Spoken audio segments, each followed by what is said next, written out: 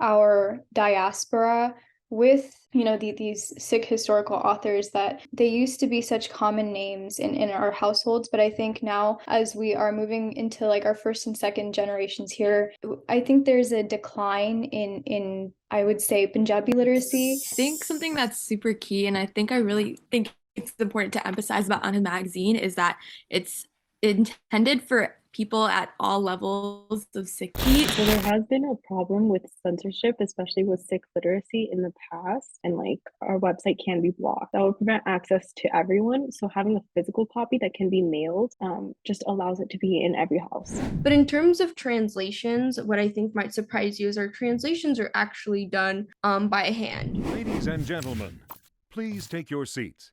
The show is about to begin. Hello everyone and welcome back to another brand new podcast episode. So as many of you may or may not know, these podcasts and the entire YouTube channel is a complete passion project. Something I do completely in my spare time. To give you an example, around 11:30 in the evening on a Monday, after a busy day at my usual 9 to 5 office job, I suddenly remembered that I had been given an exclusive early access preview of the Anhad magazine. So to be frank, the impression of the first 2 pages was immediate and positive. Overall, the magazine is over 80 pages of perceptive personal views that are complemented by graphics and photography to produce a magazine of the highest caliber. As a consequence, today I'm joined by 4 of the 26 team members that work on this project, and together we help provide you with the ultimate guide to Anhad magazine. If you wanted to order yourself a copy, you can do so via the link in the description. Now, with that out of the way, let's get right into it and let me pass it on to myself from the past.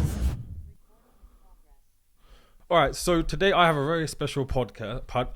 Can't get my words out. I have a very special podcast today. Not only is it because I'm joined by 4 incredible women, but it's also because of the fact that they are part of a very strong team that has put together what I think is probably one of the best magazines on Sikh history and philosophy that we've had in the diaspora in a very long time. Normally I would introduce everyone, but because there are 4 people, I am going to let them each introduce themselves. Thank you so much for having us today, Amar Virji. It's been an absolute honor to be on your podcast. Just to start off, my name is Jasmine Kaur. I'm one of the editors-in-chief of Anhad magazine. I play a role in terms of helping to manage everything, whether it's finances, logistics, outreach, media. I kind of have an overreaching arm in every single pocket. And I'll let my amazing team that holds together Anhad introduce themselves. Thanks, Jasmine. Waheguru Ji Ka Khalsa, Waheguru Ji Ki Fateh. So my name is Jessica Singh. I am the director of editorial for Anhad. Basically, what that entails is developing the editorial style and overlooking the Gurbani translations and transliterations that we've managed to develop into this magazine. It's definitely been an interesting process, but I'll touch on that later. I'm Praveen Kaur. I'm the director of outreach. So my role is to expand Anhad's network and get us in touch with people who may be interested in the magazine. So yeah, I've just been reaching out for the past year. And I'm Amik Kaur, and I am the director of media. And part of my role is to work with the Anhad Instagram, create ways to support outreach and getting the word out about the magazine, and just promote as much as I can. Awesome. It sounds like there's a lot that's involved behind the scenes that I don't think people would appreciate or would even know, really. I think the fact that there's so many of you, and this is just a fraction of the team, correct me if I'm wrong.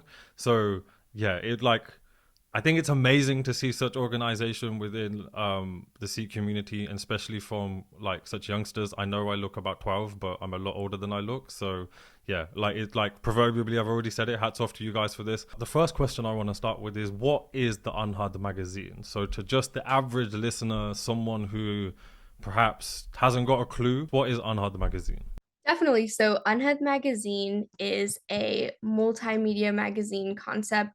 Our goal is to spread Sikhi as much as we can. We're a student-run Sikh print magazine. We draw on the Singh Sabha movement's essence, and we're hoping to create spiritual and historical pieces that all accumulate to inspire a new wave of Sikh literacy and especially love to connect with our Guru. No, touche. I really like that. I was just making sure no one else was going to answer, but equally I was just listening to and taking that in. You mentioned then obviously about the Sing Sabha movement, and one of the questions that I had picked out was, I think it was on one of the pages near the back. There was a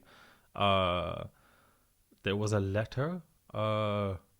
Yeah, it was a letter from the editors, and it was paying homage to the Sing Sabha. Now, the reason why that piqued my interest is because when I first entered into kind of Sikh history university, it was very much looking at the impact of colonialism and how the Singh Sabha movement was not part of it necessarily willingly, but there was a connection between the process that was occurring and the movement. And a lot of my early stuff, which now doesn't exist on the internet, probably for good reason, was quite polemic against the Singh Sabha movement. It's taken a while, but I've kind of come to a very happy medium in kind of my perspective of that. And hence one of the questions or kind of what is the reasoning behind not just paying homage to them, but almost kind of like invoking their spirit in what you guys are doing today? Absolutely. And that's a great way to put it, of invoking their spirit. We definitely take a huge amount of inspiration from them, because when the British took over, um, everyone was scrambling. Their method was conquer and divide, and they really went for our gurdwaras and our Sikh spirituality. And it wasn't just an attack of like physicality, but it really was like our internal jolt and like our power. And because of that, we think the Singh Sabha movement played a critical role in that time, however affected by colonialism they were, but to really, by Khan Singh Nabha's work, Hum Hindu Nahi, or, by Jodh Singh Steeks, like so many other preliminary works that guide who we are today, that Sikh scholars constantly reference, came out of that time. They were at the top of their game conserving things. And I like to go back to Jato Gangsar da Morcha, when, at the B-side, the British just like imprisoned Ripu Daman Singh, and then they took out a granthi in the middle of an Akhand Path. Sikhs started to do Akhand Paths as a form of protest. British didn't like that. They took him out. And Sikhs from Hong Kong, Singapore, Canada, they had a waiting list of who would go to the Morcha and support Sikhs in this small little Gurdwara in Jaito. And that was the power of the Singh Sabha movement. We're hoping to carry that torch forward. I mean, organizations like Khalis Foundation doing Sikhi to the Max, Sundar Gutka apps, they play a pivotal role in making it easier to adapt in the West with people who don't have these resources, whose parents come here and assimilate, and then they don't have time or they don't have those resources because they're starting from scratch. I know a little bit about Sikhi. My parents know a lot more. And if I can contribute one piece into this world, and I think that's how the majority of our team feels, if we can learn just a little bit more, or if we can contribute just a little bit more to this world that is just a playground to help someone else reach God, or like feel connected a little bit more, why not do so? And I think that's kind of where we take inspiration from the Singh Sabha movement, is like they conserved so much. It was the literary renaissance period for us. And like they were going through a similar struggle as we are now. Like no one really pays attention to Sikhi that much anymore, or we have very different conceptions. On Twitter there was an argument like a couple years ago. It was like Sikhi means dil soft. That's about it. And that's I mean, that's probably one of the byproducts of being a Sikh and following Sikhi, but it's not what being a Sikh is. And we've kind of really lost sight of what that means. So we're hoping to really go back to the basics, and understand our history and contextualize Barney so we can see where Sikhs come from, and just help them create authentic relationships with Barney, history, and Sangat. No, fair. No, that's absolutely fair answer. I just think I'm not like, I don't want to digress into this because I think like we could be here all day, and I'm certainly at a point where I'm like, I'm happy to agree to disagree, but I just think it's interesting in a period. So in the last like say 10-15 years, we've seen kind of a huge interest within the Sikh community in pre-colonial literature, poetry, you name it, kind of anything that's from a period prior to the British is really kind of taking off lately. So it's interesting from that angle that you guys have decided to go with the Singh Sabha, and like rightly so, they have their place in history, and like they were pivotal in ensuring kind of Sikhi preserved in whatever fashion that it preserved during that period. I also just think it's interesting to hear words like they conserved Sikhi, when I think and I know this is a slight disagreement, but like in my eyes, I think they reformed Sikhi, and I think actually what came out the other end was a lot different to what it started with. That itself is a huge debate and a topic and a podcast in itself. But I'd rather be kind of straight up and honest about that, because I think that's kind of pivotal to it.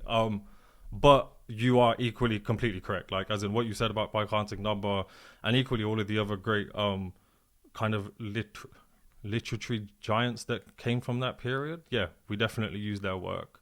But yeah, hence the question. And yeah, touche to you on that answer. So you reached the end of part 1. Part 2 will be released on February 10th, Part 3 will be released on February 17th, Part 4 will be released on February 24th, and the whole episode will be released on March 17th. If you don't want to wait for the complete release, becoming a level 2 member or above of my YouTube channel will give you instant access to this and all future podcasts.